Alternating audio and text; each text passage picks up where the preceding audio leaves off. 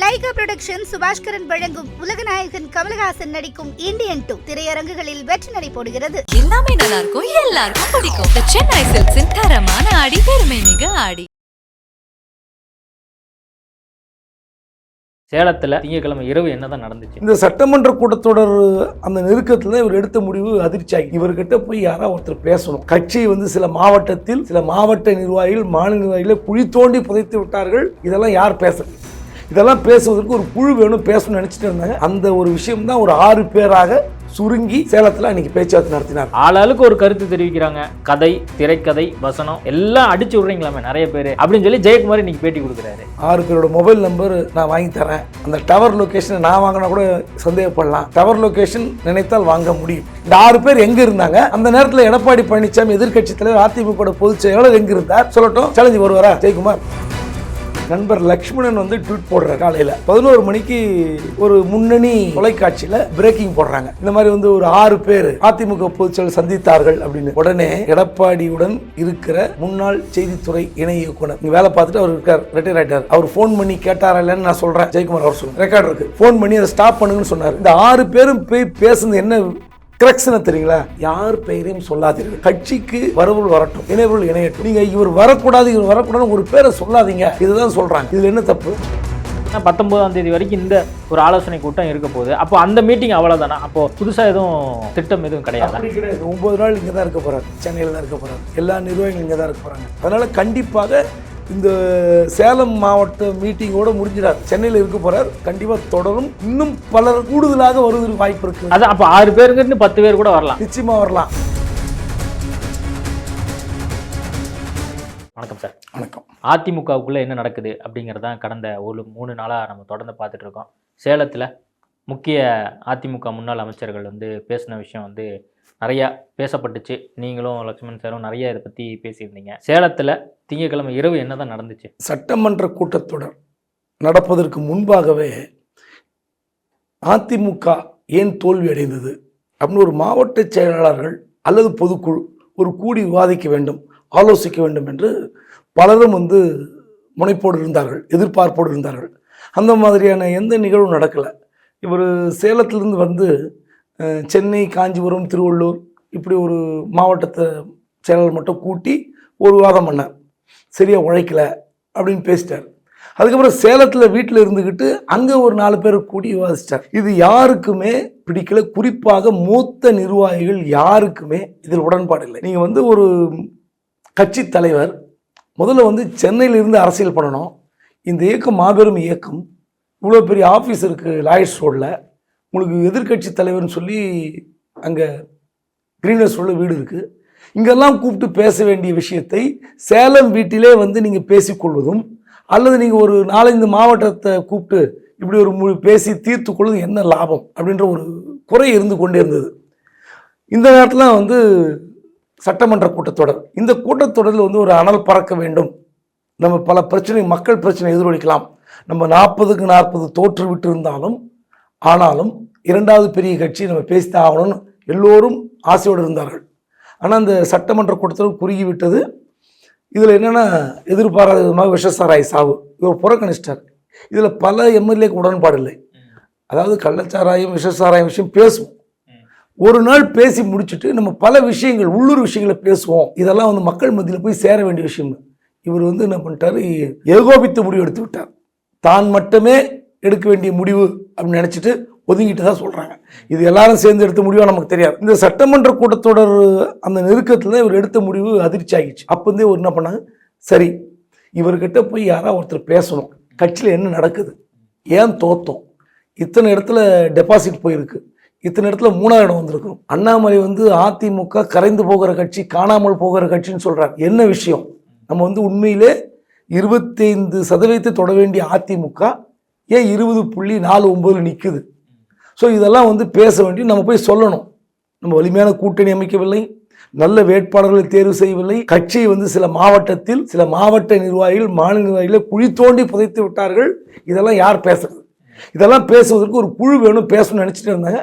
அந்த ஒரு விஷயம்தான் ஒரு 6 பேராக சுருங்கி சேலத்தில் அன்னைக்கு பேச்சுவார்த்தை நடத்தினார்கள். இப்போ என்ன சொல்லப்படுதுன்னா, ஆளாளுக்கு ஒரு கருத்து தெரிவிக்கிறாங்க.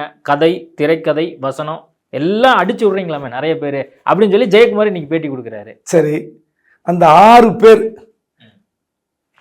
செங்கோட்டையன், நத்த விஸ்வநாதன், சி.வி. சண்முகம், வேலுமணி, தங்கமணி, கே.பி. அன்பழகன், இந்த 6 பேர் சேலம் வீட்டில் இல்லைன்னு ஜெயக்குமார் சொல்லட்டும், அது அவங்க 6 பேர் மறுக்கட்டும்.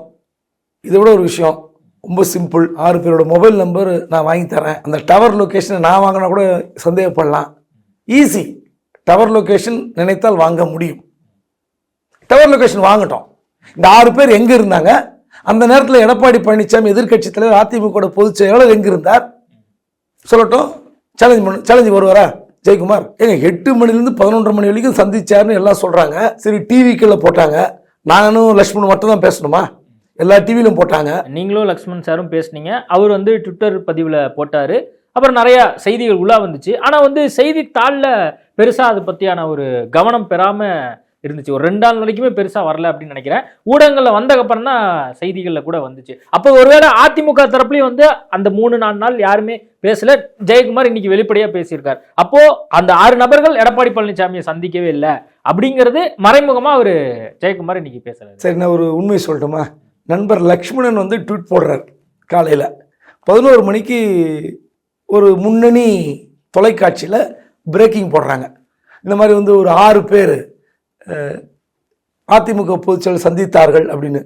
உடனே எடப்பாடியுடன் இருக்கிற முன்னாள் செய்தித்துறை இணை இயக்குனர் இங்கே வேலை பார்த்துட்டு அவர் இருக்கார், ரிட்டையர் ஆகிட்டார். அவர் ஃபோன் பண்ணி கேட்டாரா இல்லைன்னு நான் சொல்கிறேன்.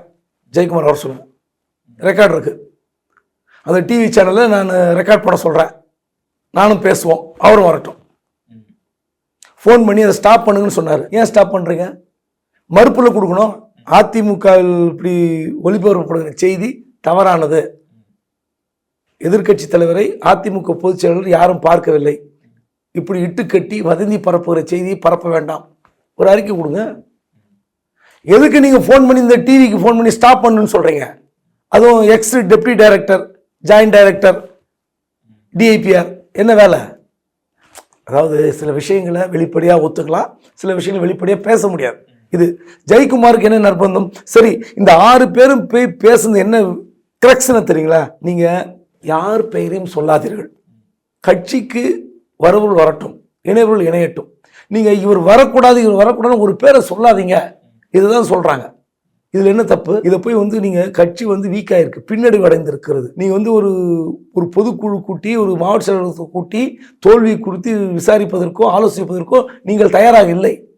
திரும்ப திரும்ப ஒரு கணக்கு சொல்லுங்க புள்ளி. அதாவது நான் இன்னொன்று சொல்கிறேன், அவர் ஜெயக்குமார் ஆதங்கப்படுறதுக்கும் எடப்பாடி ஆதங்கப்படுறதுக்கும் எடப்பாடியுடைய குரலாக இன்னைக்கு வீரன் அழகுமுத்துக்கோன் மாலை போட்டுட்ட பிறகு ஓபிஎஸ், சசிகலா, டிடிவி அட்டை அப்படின்னு சொன்னார்.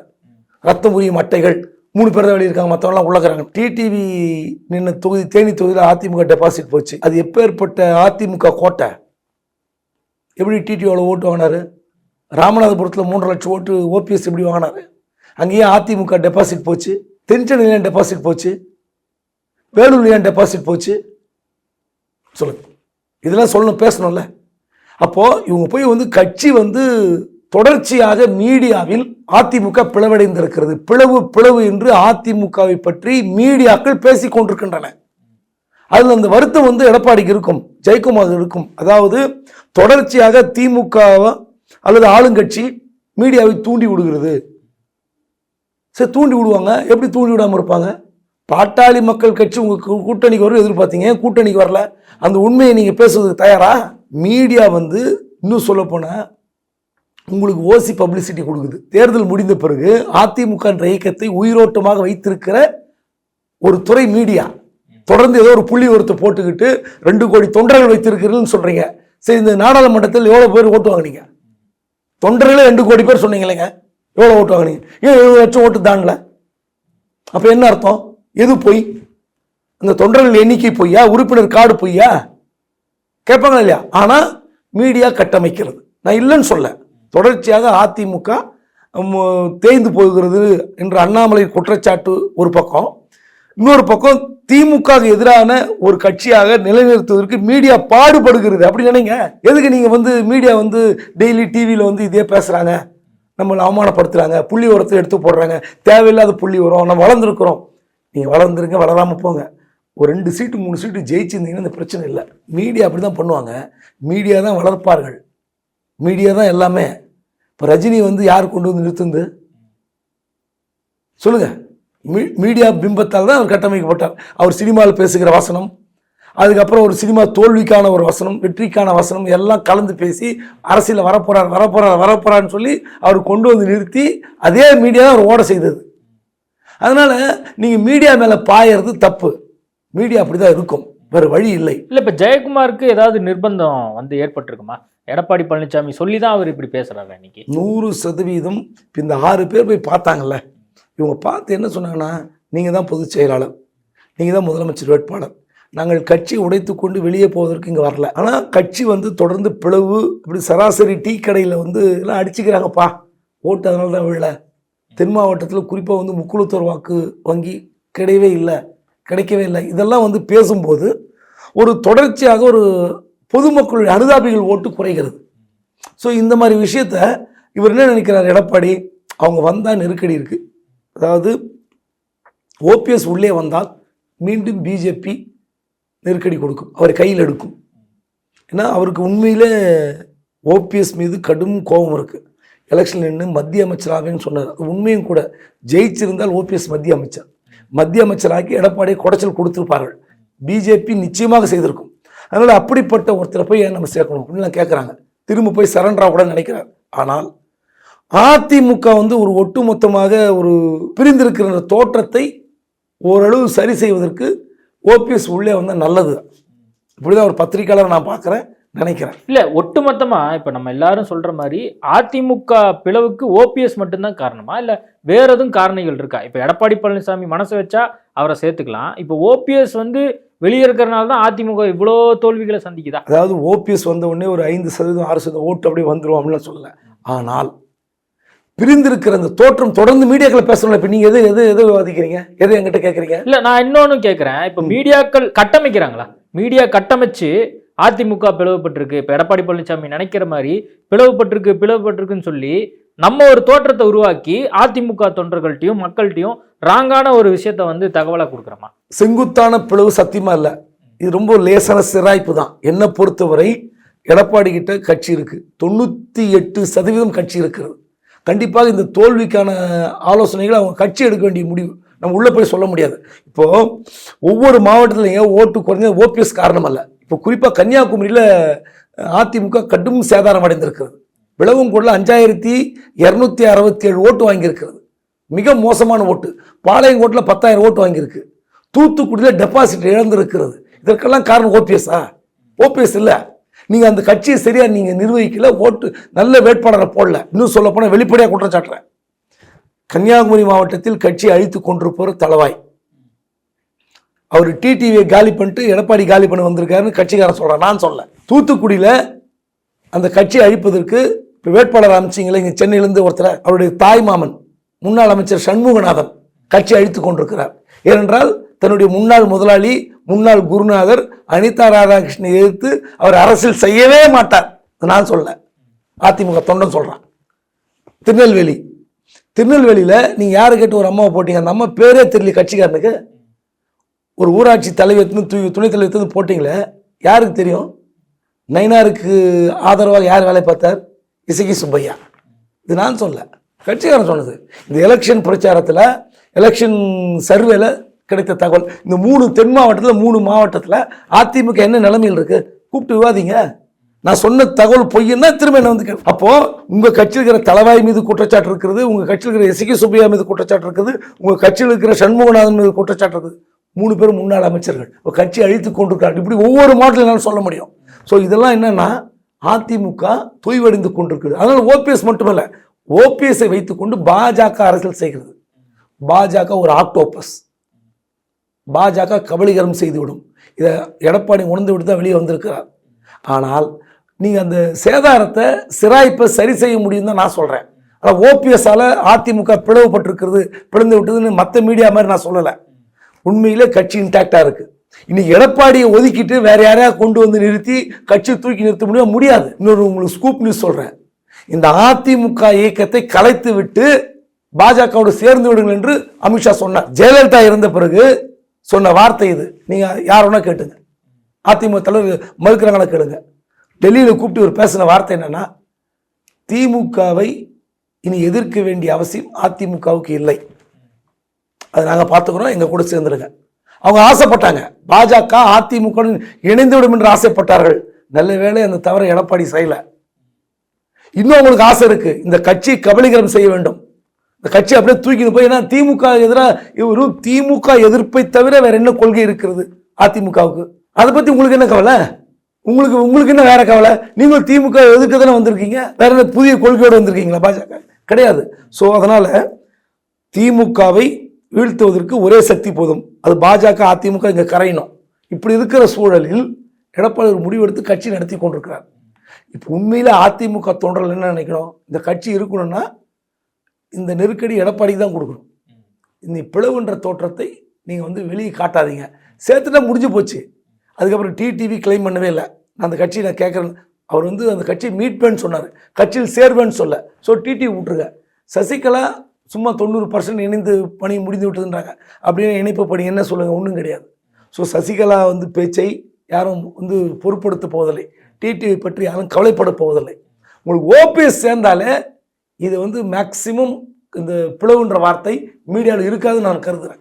Okay sir. அதே மாதிரி இப்போ நாடாளுமன்ற தேர்தல் தோல்வி குறித்து ஆலோசனை பண்ண ஆரம்பிச்சிருக்கார் எடப்பாடி பழனிசாமி. 19ஆம் தேதி வரைக்கும் நடக்கும், தொகுதி வாரியாக பேசப்படும் அப்படின்லாம் சொல்லப்பட்டிருக்கு. நேற்று என்ன நடந்தது அப்படிங்கிறது குறித்து செய்திகள் இன்னைக்கு நாளிதழ்கள்லாம் வந்திருக்கு. அதில் கூட்டணி குறித்து நான் முடிவு பண்ணிக்கிறேன், எல்லாரும் ஒன்று சேர்ந்து கட்சிக்காக பாடுபடுங்க அப்படின்னு சொல்லி எடப்பாடி பழனிசாமி சொன்னதாகவே வருது. அவரு உள்ளுக்குள்ளே இருக்கிறவங்கள ஒன்று சேர்ந்து பயணிங்க அப்படிங்கிறாரு. ஆனால் ஓபிஎஸ் மாதிரி ஆட்களை நான் சேர்த்துக்க மாட்டேன் அப்படின்னா அப்போ இதுலேயே அந்த முரண் தெரியுது. அதாவது நேற்று யாரும் இணைப்பு பற்றி யாரும் பேசலை. நகர ஒன்றிய நிர்வாகிகள் இதில் என்ன விஷயம்னா, அவங்களை யாரையும் அதிகமாக பேச விட்டுருக்க மாட்டாங்க. நேற்று ஸ்ரீபெரும்புதூர் காஞ்சிபுரம் நிர்வாகிகள் கூப்பிட்டு பேசியிருக்காங்க. அதில் என்னென்னா எல்லாம் கூட்டணி சரியாக அமைக்கவில்லை அப்படின்ற விஷயத்த சொல்லியிருக்காங்க. அடுத்து வேற என்ன காரணமாக இருக்கும் நாம் தோத்ததுக்கு? திமுகவுடைய நலத்திட்டங்களை பற்றி சொல்கிறாங்க. மகளிருக்கான இலவச பேருந்து, அப்புறம் இந்த 1000 ரூபாய் தொகை, அப்புறம் இந்த பெண்கள் கல்லூரி படிப்புக்கு 1000 ரூபாய், மாணவர்களுக்கு 1000 ரூபாய், இப்படி தொடர்ந்து நலத்திட்ட உதவிகள் திமுகவுக்கு ஒரு பெரிய ப்ளஸ்ஸாக இருக்குது. ஒருவேளை இந்த ஆட்சி போய்விட்டால் இதெல்லாம் கிடைக்காதுன்னு கூட அதிமுக மட்டுமல்ல பொதுவான நபர்கள் கருதுகிறார்கள். ஸோ இதெல்லாம் நம்ம என்ன செய்ய போகிறோம்? நாங்கள் அவர் என்ன சொல்கிறார், அதெல்லாம் விட்டுருங்க, கூட்டணி அமைப்பதை நான் பார்த்துக்கொள்கிறேன், பலமான கூட்டணி அமைவில்லைன்னு பேசியிருக்காங்க. மற்றபடி இணைப்பு பற்றி யாரும் பேசுவது துணிச்சல் கிடையாது. நீங்கள் நகர ஒன்றிய நிர்வாகிகள்லாம் பேச மாட்டாங்க. குறைஞ்சபட்சம் இப்போ 70 மாவட்ட செயலர் இருக்கிறாங்கன்னா அது 30-35 பேர் தான் கொஞ்சம் பேசுவாங்க. அதில் ஒரு 15-20 பேர் வெளிப்படையாக பேசுவார்கள். நீங்கள் அடுத்த பொதுக்குழு இல்லை மாவட்ட செயலர் கூட்டத்தை கூட்டினா தான் இது விஷயம் வரும். இப்போ நீங்கள் இன்னும் ஒரு 9 நாள் நடக்க போகிறது இந்த கூட்டம். இந்த கூட்டத்தில் தென் மாவட்ட நிர்வாகிகள் கண்டிப்பாக இந்த விஷயத்த சொல்லுவாங்க. ஏன்னா சவுத்தில் தான் ரொம்ப டேமேஜ் ஆயிருக்கு. பெரும்பான்மையான இடங்கள் அதிமுகவில் ரொம்ப கோட்டைன்னு சொல்லப்படுகிற மதுரை, தேனி, திண்டுக்கல் இப்படியான மாவட்டங்களில் அதிமுக ஓட்டு வங்கி கடுமையாக சரிந்திருக்கிறது. கண்டிப்பாக தென் மாவட்ட நிர்வாகிகள் கண்டிப்பாக யாராவது பேசுவாங்கன்னு நினைக்கிறேன். ஒன்றும் கிடையாதுங்க, திமுகவுக்கு மாற்று அதிமுக. இந்த 2 திராவிட கட்சிகள் இருந்தால்தான் 1000 கெட்டது நடக்கலாம்.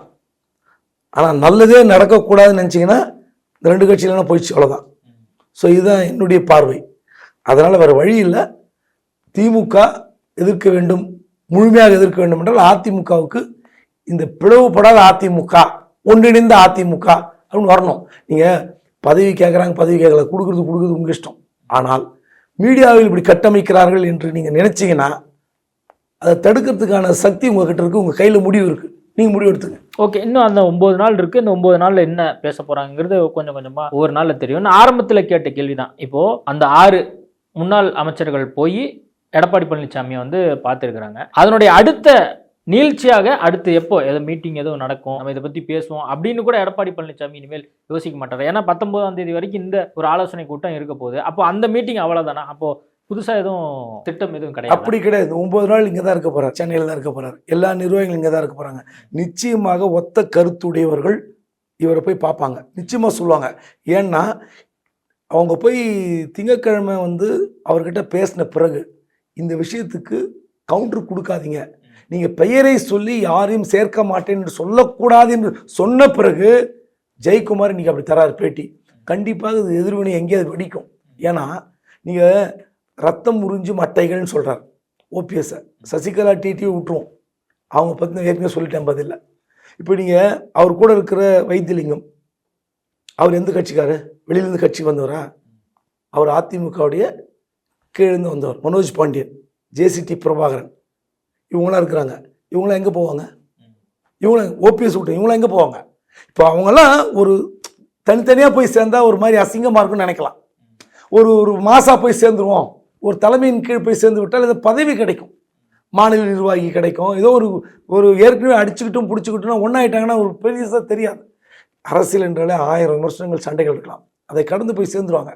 கண்டிப்பாக இந்த விவகாரத்தில் எடப்பாடி விடாப்பிடியாக இருக்கிறார், இல்லைன்னு சொல்லலை, நான் மறுக்கவே மாட்டேன். அவங்கள சேர்க்கறது சரியாக வராது, சரிப்பட்டு வராது, நான் திரும்பி கீழே இறங்கி வரமாட்டேன்னு நினைக்கலாம். ஆனால் அடிமேல் அடி அசைந்தால் அம்மியும் நகரும். அந்த அடிப்படையில் எடப்பாடிக்கு தொடர் நெருக்கடி வரும், நிச்சயமாக வரும். ஏன்னா இந்த விஷயத்தில் என்றைக்குமே ஒரு பேச்சுவார்த்தையில் செங்கோட்டைன்னு வந்ததே கிடையாது. வேலுமணி தங்கமணி கூட இருப்பாங்க, ஆனால் பேசுவாங்களான்னு தெரியாது.